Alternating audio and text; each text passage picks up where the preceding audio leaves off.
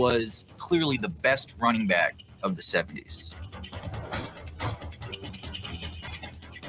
So if you sort of realize that he's the best running back at a time when the most important part of the offensive game is running the football, I think you could easily argue that O.J. Simpson is the most valuable player of the 70s for the entire league.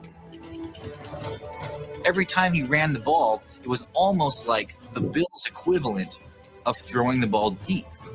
It might not work, but if you made a mistake, they would score. You know, when you're fresh in the game, early in the game, you got a lot on your mind. You're thinking of the game plans. You're thinking of things that you saw because you've been watching it on film all week.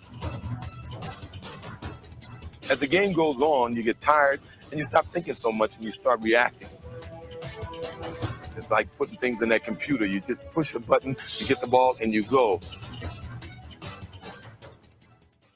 I've seen footage of O.J. Simpson running the football dozens and dozens and dozens and dozens of times, and I can't, for the life of me, even remember the number of the guy handing him the ball.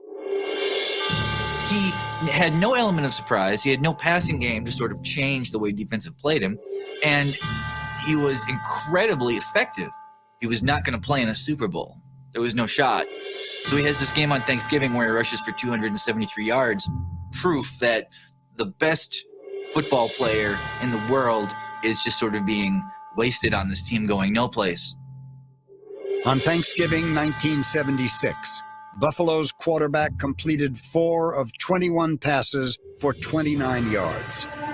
O.J. Simpson ran 29 times for a then single-game record 273 yards in defeat. I tell you, they're behind on the scoreboard, but you get the feeling they've won something here today.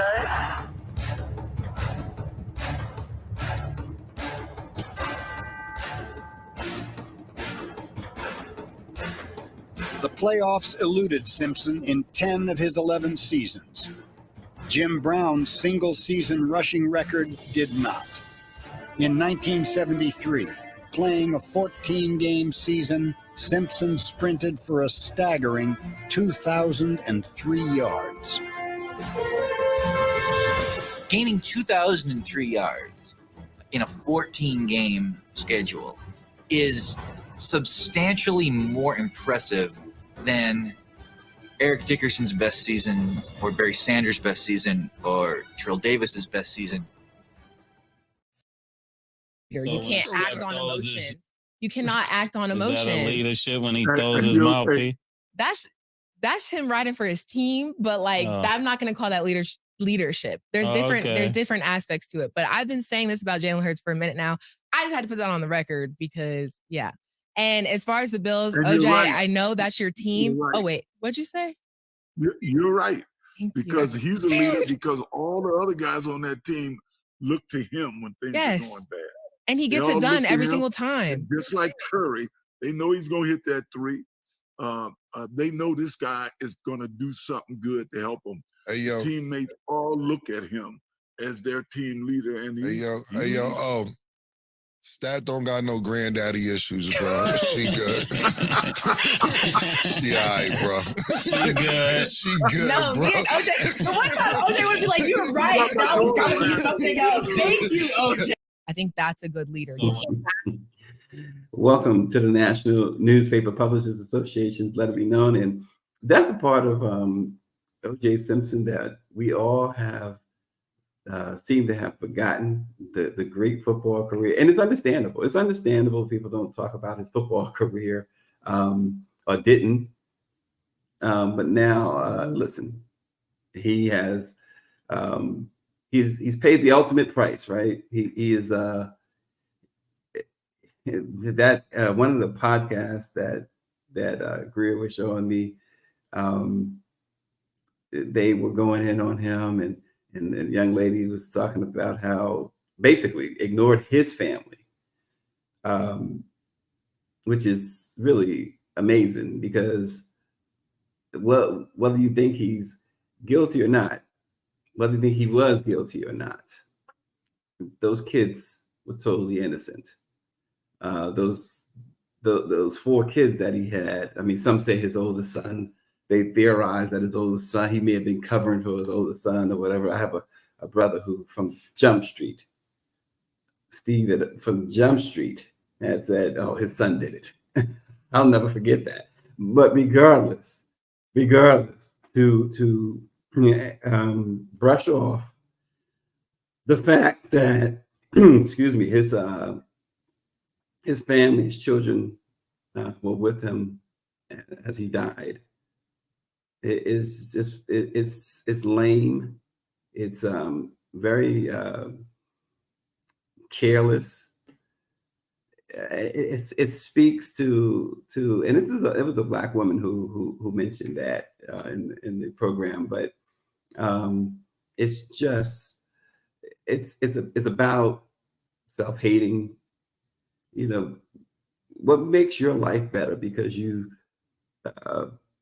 put this man down, because you put his kids, you threw his kids under the bus. They did not matter. O.J. Simpson, of course, many think that, you know, he murdered his ex-wife and her friend. I'm among them. But just going back to that program briefly, one guy was trying to make a point that, well, you know, maybe he made peace with his maker. And somebody just threw that thought out the window. But if you, and they claim to be Christians or whatever they are, but if you believe that, then you must believe the one scripture that says, death acquits you of your sins, of all your sins. And so anyway, with that being said, O.J. Simpson at 76 years old, perhaps arguably the greatest running back in NFL history, a guy who parlayed, one of the first or among the first ex-athletes to parlay his athletic greatness into Hollywood.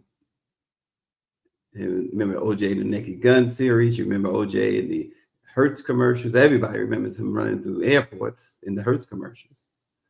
I mean, it was an exciting thing to see. And of course, on NBC Sports as a commentator, he was again one of the first ex-athletes to do that.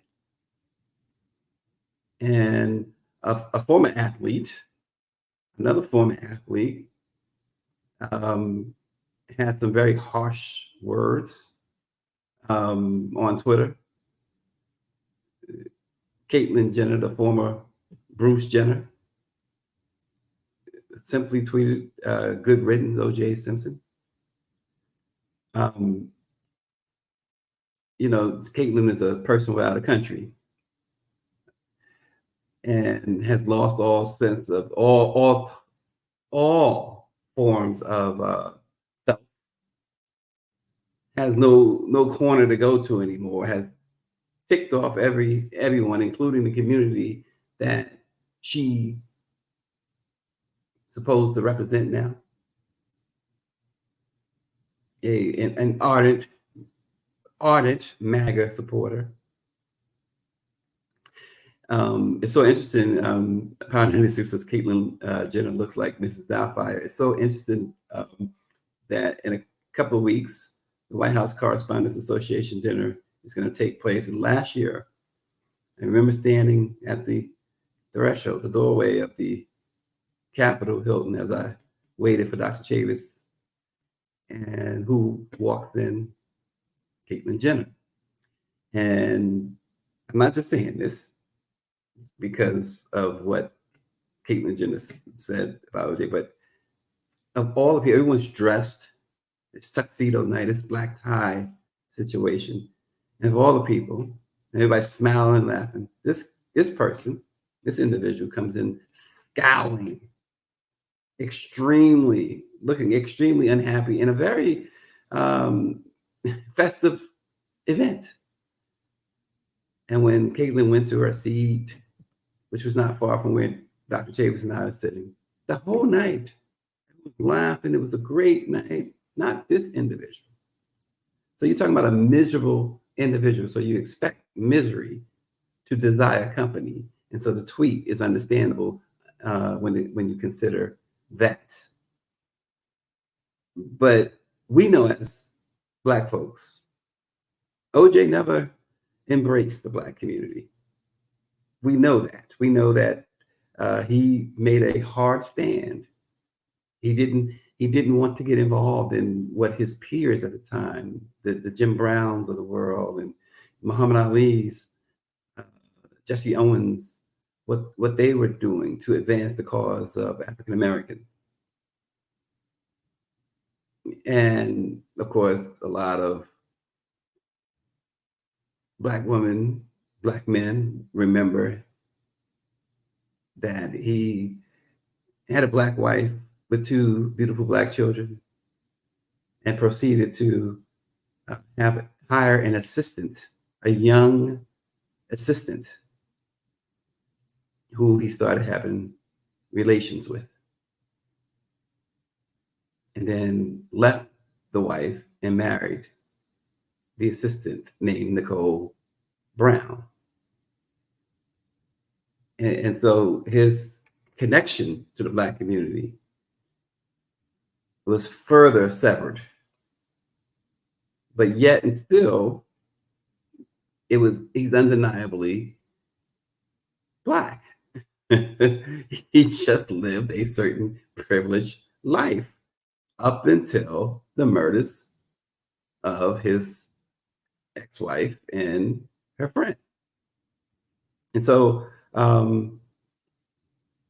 people say, well, and you hear these folks talk about him, and now everybody's feeling even more free to say, yeah, we knew he did it. But the thing about it, we saw the celebration, and at a later show, as we approached the anniversary, the unfortunate anniversary of that Bronco chase, of that double murder. We'll have more on that later on a later show. But the bottom line is that cheering you saw across the country. David Youngblood says he's convinced OJ did not do it. That cheering in Times Square, that cheering that resonated from Times Square to South Compton was not, and I said this, I've said it for years. It wasn't about OJ Simpson. In fact, you can make an argument it was more about Johnny Cochran than it was about OJ Simpson. But most importantly, it was about finally somebody who looked like us. They were able to put together a legal dream team, which I heard somebody, kind of like, yeah, he had why he had all these lawyers, why he had, because do you know how much the prosecutors they spent to prosecute OJ? Now remember, the trial itself was from January of 1995 to mid-October of 1995. The pre-trial, the preliminary hearings and all that began in July of 1994, a year earlier. And the pre-trial motions and everything went on. They cost $80,000. No, let me rephrase that. There's another zero there. I'm sounding like somebody who's supposed to be, I won't say it. But anyway, $800,000 a month to prosecute OJ Simpson. And that's the underlying thing too. The district attorneys, state's attorneys, they have unlimited resources to prosecute you. It is extremely rare that someone of color can combat that. OJ Simpson was able to combat that because he had the resources. And the cheering was because somebody who looked like us finally was able to overcome the legal system and come out triumphant. That was what the cheering was about. It became white and black. And people say, well, Johnny Cochran and OJ made it about race. No, Mark Furman made it about race. You can make an argument that Chris Darden and Marsha Clark made it about race. And people say he played the race card. He played the card that was dealt. I'm not defending O.J. Simpson. As I said, unlike David, I've always believed that he certainly did. I still believe nothing's going to change my mind.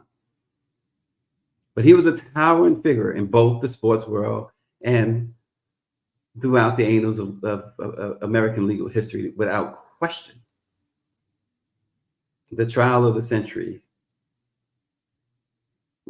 is still, and we're talking about it now, but we're not the only ones. And it's interesting, Greer showed you the piece with him and Cameron and Mays. That is believed to have been his last interview before his death. And so Austin brings up a great point. He says OJ had William Kennedy Smith's money for his defense. And you remember that Kennedy cousin found not guilty of rape back in 1991. No one complained about the dream team he put together when strong evidence suggested without question that he committed that crime. Things are falling apart over here in this makeshift studio over here. But no one complained about the fact that this Kennedy put together a dream team. And that, yes, is definitely the point. That's the point. So then it came later that, and so when they want you, they want you. When they're going to get you, they get you. OJ went to prison for 9 years for stealing his own stuff. For stealing his own stuff. And people say, yeah, he deserved that. No, American justice said he was not guilty. And that's what you have to go on. We have had to swallow verdicts, unjust verdicts, forever. And so we are now supposed to all of a sudden decide we don't want this verdict. And that's what happened. Because if you recall, within a couple of years of the criminal trial, they decided, and this is the first time really that legal experts recall something like this happening. Not guilty. And understand, I know this information. I'm not naive to the information. Not guilty does not mean innocent. It just means that in the eyes of 12 people, there was not enough evidence to suggest beyond a reasonable doubt that you were guilty. But the thing about it is, when you were a target, and OJ certainly made himself a target, because you remember he kept, I was one of many, I'm sure, who kept saying after his acquittal, he needs to go away, stay quiet. OJ couldn't. His ego wouldn't allow him to. But a couple of years after his acquittal, they came at him and hit him in a civil jury.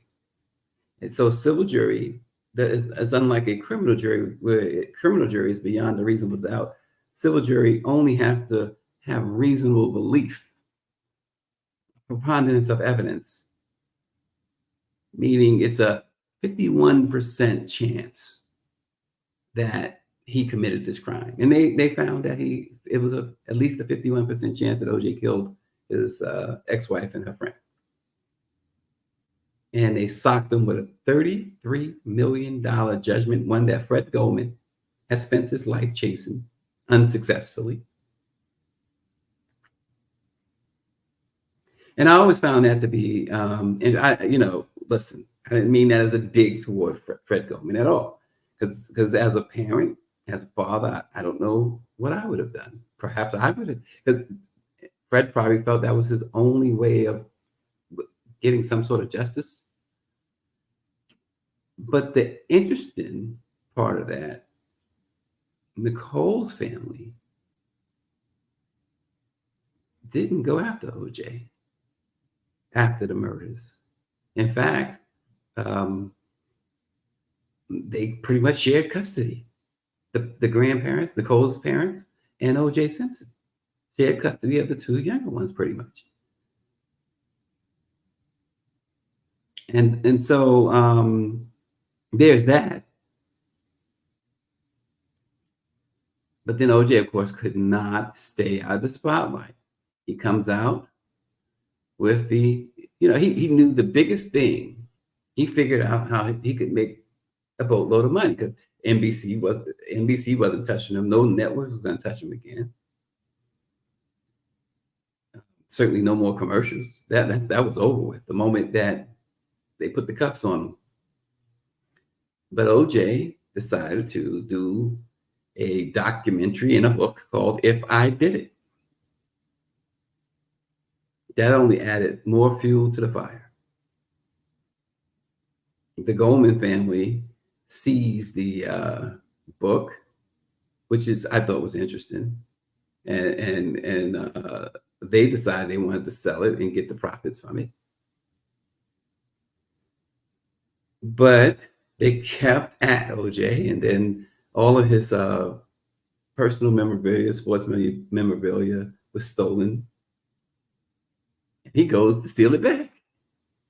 And his reason, why didn't you get law enforcement involved? His reason was interesting. His reason was law enforcement hates me.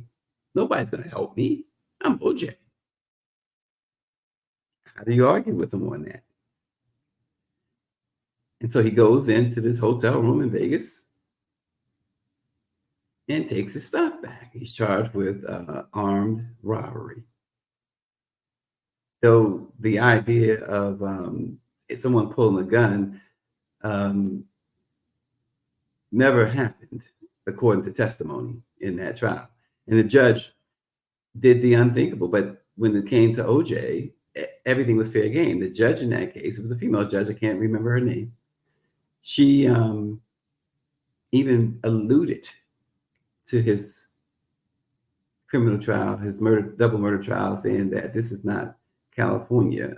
Basically, you're not getting away with anything, which was totally unethical.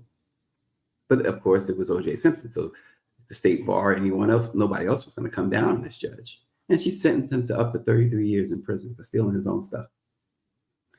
That 33 years, everyone knew, was all about trying to sentence him for a murder he was acquitted of. After 9 years, though, he was released. And this time, OJ laid low, pretty much. I mean, he would pop up on videos, on social media. Folks would, everywhere he went, to a bar, to a restaurant. The amazing thing, go back and look if you don't, if you think I'm overstating this, because I'm not. In fact, I might be understating it a little bit. Women galore and white women were surrounding OJ everywhere he went. This is as recent as last year. This is after he did the 9 years in a Nevada prison. Golf course, always finding these women, pretty much young and middle-aged white women. There was one one piece of footage I'll never forget. OJ's in bed.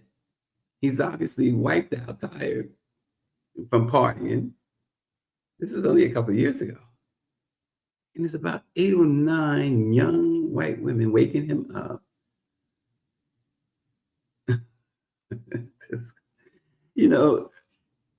But yet people are going, these folks, they get in front of a camera and go in on him. Again, we are talking about, we're not talking about guilt or innocence. We're just talking about the life this man led. And certainly it was very interesting life, a very exciting life up until the murders. But this guy is perhaps the most polarizing figure in American pop culture. And you know, his story began in San Francisco, 1947. He was born July 9th. And of course, he rose to prominence at the University of Southern California, where his skills, his greatness as a college football star, he burst into the national spotlight. And we saw that footage. In 14 games, 2,000 yards. And his defeating almost single-handedly the arch rival UCLA is legendary. And he was the first pick in the draft in 1969, the Buffalo Bills. And he just simply took off that record-breaking 1973 season. He became the first player, as we mentioned, to rush for 2,000 yards in a single season. And remember, they only playing 14 games then. Now they play, what, 18? 17? And of course, you know, we all remember well the Bronco chase. That still remains one of the most surreal moments. I mean, it was reality TV before reality TV. In O.J. Simpson's case, it was one that we started getting news changed. That's when news changed. And that's where you started to see the whole setup with CNN and Fox and all of these other networks with the commentators. And it just changed everything. It changed how folks assembled legal teams, folks with money, of course. I mean, you had top-notch legal minds there.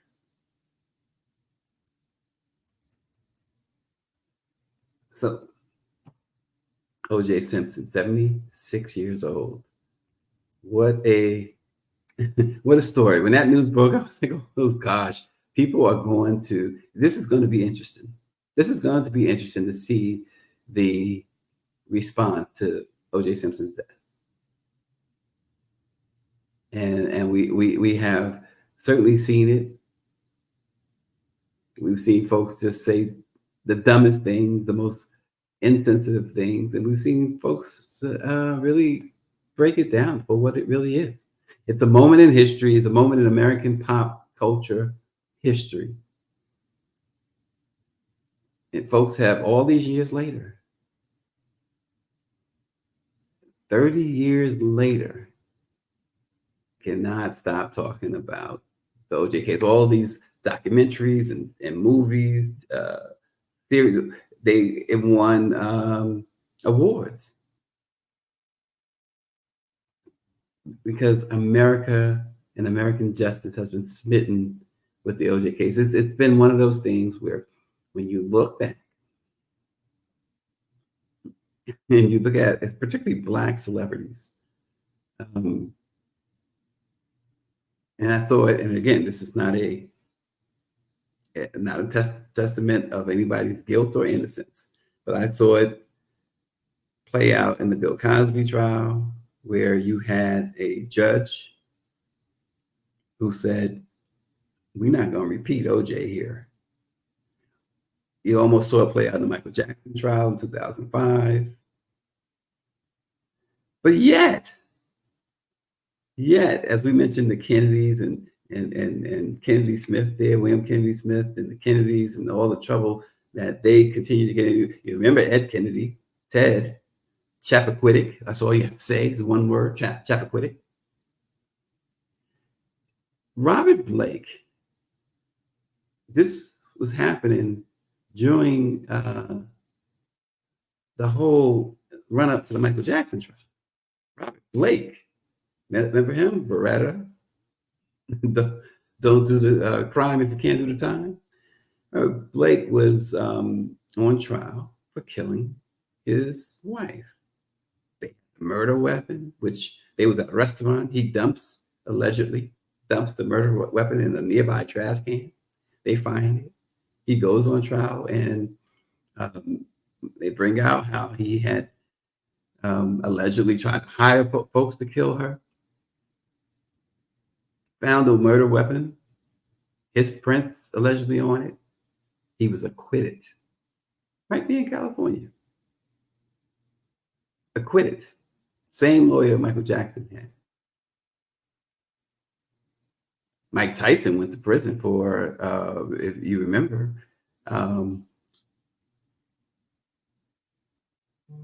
sexual assault charges, in which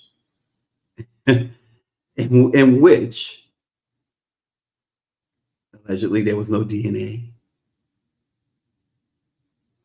in which the alleged victim testified that she went up to his room. They were going to go out. They got a little cozy, her words. She decides to go in to the bathroom. She says, this is her testimony, to remove a tampon.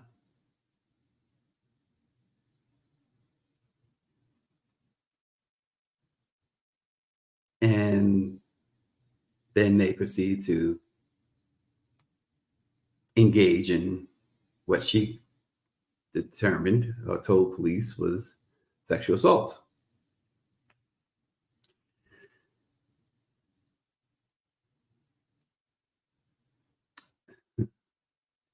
So again, as you think about these things, this is why O.J. Simpson drew such a response from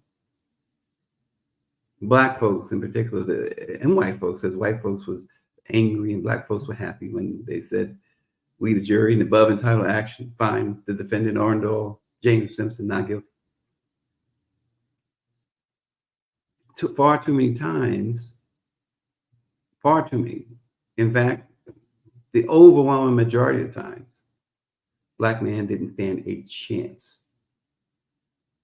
And of course, Rodney King and that situation. No one talks about that. But here we're talking about OJ did it, OJ didn't do it, OJ did it, OJ did it. No one, and they talk, OJ got off, OJ, but no one talks about those cops who we all saw. I don't care it doesn't matter your skin color, Black, white, whatever. We all saw, the world saw these cops brutally assault Rodney King. We witnessed not only brutal assault, but attempted murder. In the jury, an all-white jury in Simi Valley, California, it was like To Kill a Mockingbird. Not guilty. I mean, not guilty, and yet we. This is why, again, Black folks,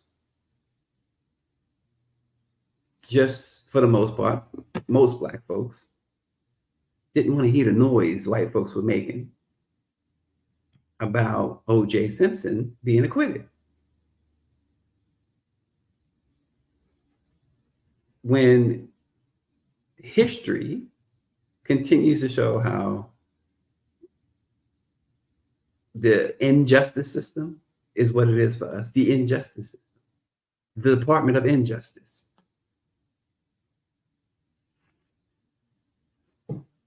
Michelle Madison says, I do feel sorry for his children and grandchildren. They are going to pay the price for his wrongdoings. I hope that I don't see a GoFundMe request to bury him. He only paid a fraction of the money that he owed for the civil trial. I don't think you'll see a GoFundMe. OJ was very well off. OJ Simpson,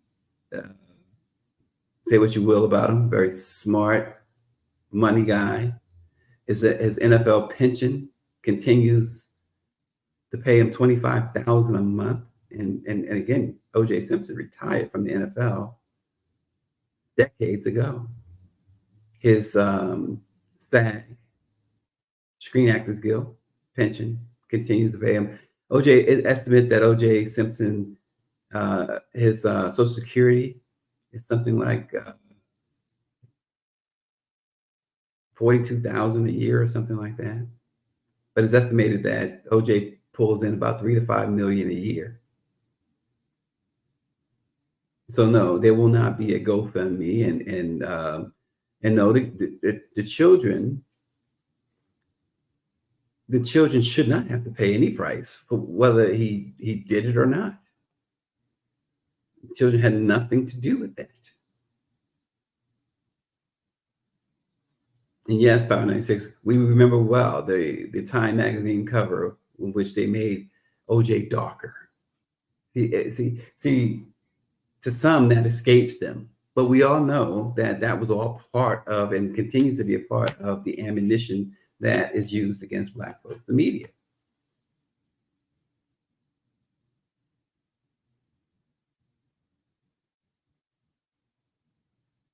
Natasha Harlins is what Power 96 mentions, that her killer received probation even after a guilty verdict. So we can go on and on and on and on. But O.J. Simpson has died at the age of 76.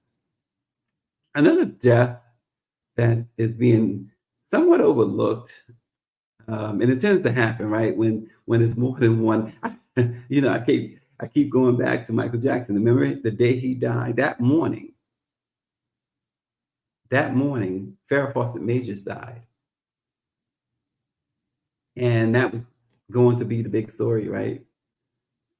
And a couple hours later, Michael Jackson died. Mike V says, "Make Him Darker" was the beginning of misinformation. They realized the tool that they had at their disposal. But another death yesterday that we really mourn the loss of DJ Mr. C. Y'all remember from the early days of Biggie Smalls to the rise of 50 Cent, DJ Mr. C was a pivotal figure in the New York rap scene. And of course, he was pivotal in the careers of some of the greatest performers. Mr. C, whose real name was Calvin LeBrun, was 57 years old. And he actually discovered the Notorious B.I.G. Of course, he was really well known as the DJ for Big Daddy Kane. Of course, he worked at the radio stations in New York later, and other radio stations as well, including the Block 94.7. Skip Dillard, who's the brand manager at the Block, said the Block family is heartbroken but thankful for a chance to work with one of the most influential figures in New York City contemporary music history. He says he posted then on Twitter or X about Mr. C that your legacy will live on. 21 years he worked at Hot 97. And Hot 97 also released a statement. The radio station says, as a family at Hot 97, of course, the legendary WBLS in New York, we're deeply saddened by the passing of our beloved Mr. C. He wasn't just a DJ. He was a pillar of our stations, bringing joy to countless listeners with his legendary Throwback at Noon and Friday Night Live sets. Mr. C's influence stretched far beyond the airwaves, shaping the very fabrics of New York City's DJ culture. Our hearts are heavy as we send our love and condolences to his family and the fans whose lives he touched through his music. He was born in Bed-Stuy in 1966. He became his interest in being a DJ came really from his uncle, And his uncle put him on to the world famous Supreme team. And from there, this guy grabbed everything by the horns. And it was the late 80s when he introduced the Notorious B.I.G. He executive produced Biggie's 1994 classic, Ready to Die album. And he said later of Biggie, he said, I knew he was dope. I didn't think he would become what he would before dying. All I did at the time was try to get anybody and everybody to listen to him. And he also helped launch the careers of Jay-Z, Alicia Keys, and 50 Cent.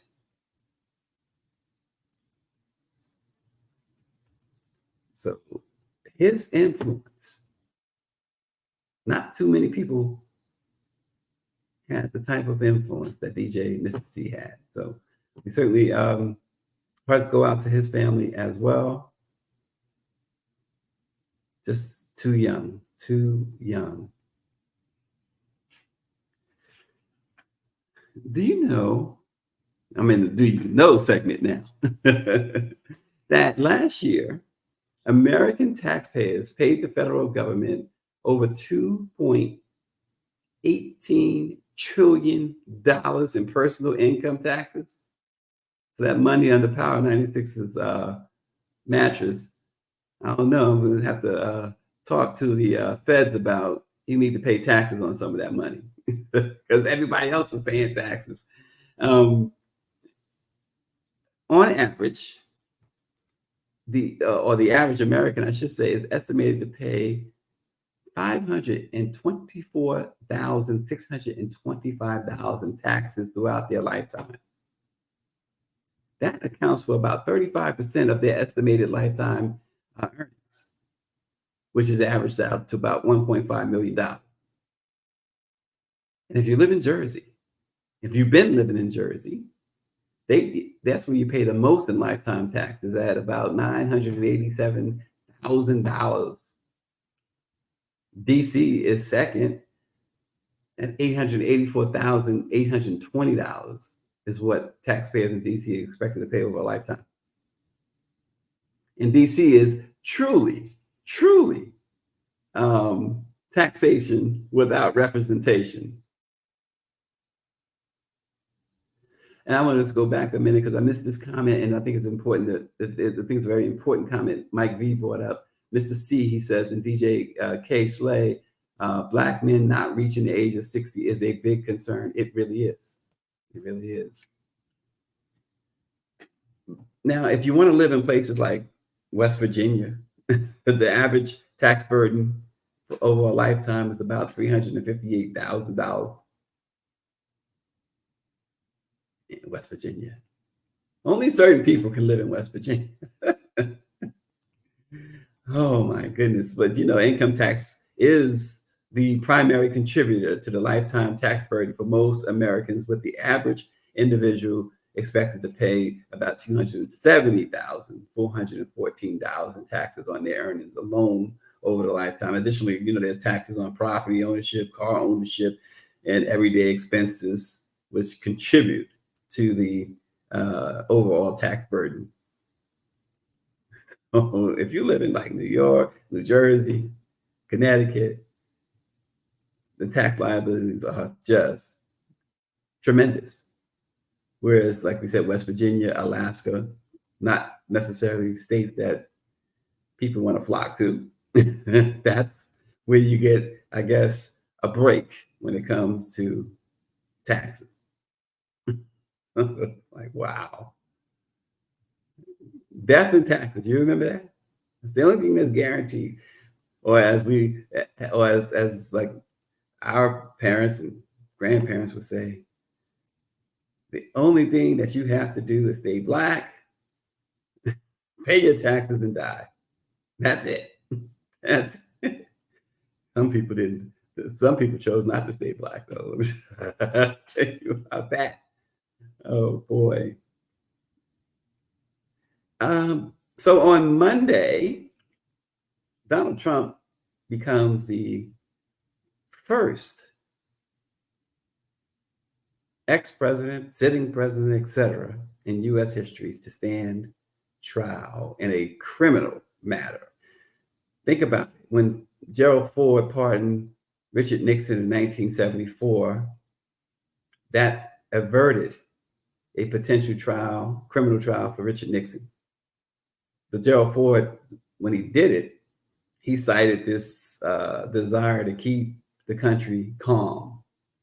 He's prosecuting Nixon, Ford said, would inevitably plunge the nation into a bitter, polarized divide. He said at the time that my concern is the immediate future of this great country. In the half century since Ford announced that pardon, other nations have charted a different path. They've prosecuted former presidents or prime ministers in places like France, Brazil, South Korea, Israel, and elsewhere for numerous alleged crimes. Among the crimes, embezzlement, corruption, election interference, and bribery. But yet we keep hearing that this is political. What this is, and Trump himself said, why'd they wait 3 years? They could have done this 3 years ago. Yeah, they could have done it 3 years. They should have done it 3 years ago. But on Monday, they will begin to do it. So other nations that have punished political heavyweights include Russia. Alexei Navalny, who everyone remembers him, one of President Putin's fiercest domestic critics. He was sentenced to 3 decades in prison and died just 2 months ago in a remote penal colony. Died under, of course, very suspicious circumstances. In China, President Xi's chief political rival was sentenced to life in prison on corruption charges just 4 years ago. But it happens in liberal democracies as well. Former French President Nicolas Sarkozy, who was president from 2007 to 2012, kept saying he was innocent while being tried for corruption and illegal campaign funding. He like Trump, just disparaged prosecutors and judges. Then he was convicted in 2 cases. He still has other cases coming up, by the way. He was sentenced to 6 months in prison. Now he's not gone to prison. He's still appealing. But he also has a 3rd case which goes to trial next year. He allegedly accepted illegal campaign funds from Muammar Gaddafi in 2007. Of course, we know Gaddafi was killed in 2011. And this guy, Sarkozy, he still has an influence on French conservatives. Go figure, right? Of course, Trump leads a much more extreme right-wing movement here in the United States. Also in Brazil, you might remember Bolsonaro. He modeled his political rise on Trump's January 6th insurrection. And now he's been charged with forging a coronavirus vaccine card before entering the United States after he lost re-election in 2022. He's also facing an investigation into accusations that he sought to co-opt Brazilian police to block his successor, President Luiz da Silva, from taking office.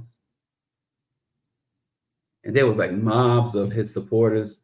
They stormed the federal government buildings during the inauguration of his successor last year.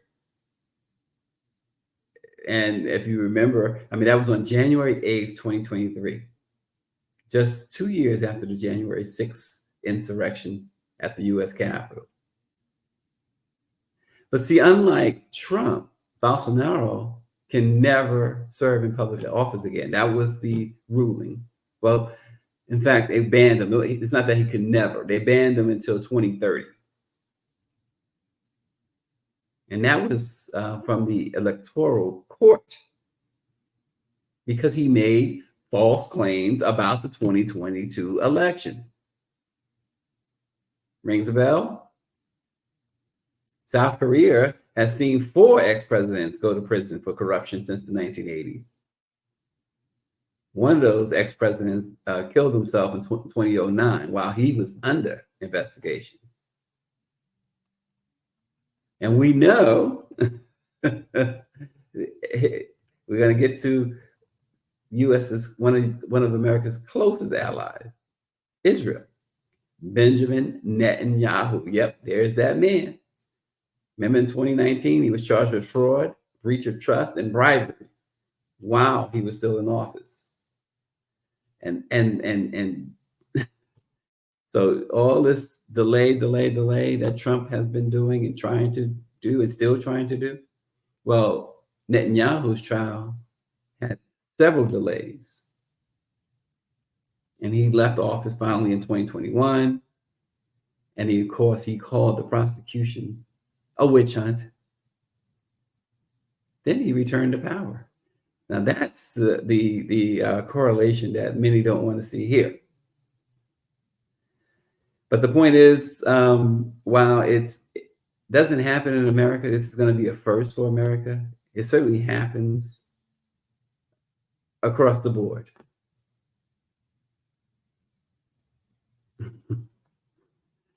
And success. Speaking of Trump, OJ and Trump are good friends. OJ went to his wedding and they took several pictures together. Yeah, well, hey, doesn't surprise you. Listen, the crowd that OJ chose to hang with throughout his life, we all know. And just so Trump would seek out high-profile, wealthy Black individuals as well. Yeah, he did. Trump did a lot of picture taking. Nothing to see here for sure. So we'll see. So Monday in New York, Alvin Bragg and his crew appear to be ready.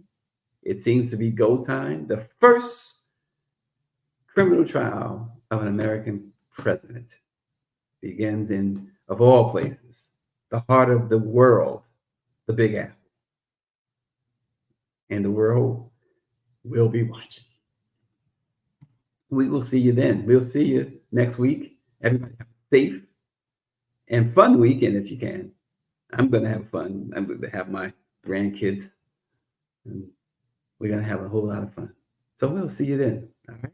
Stay tuned.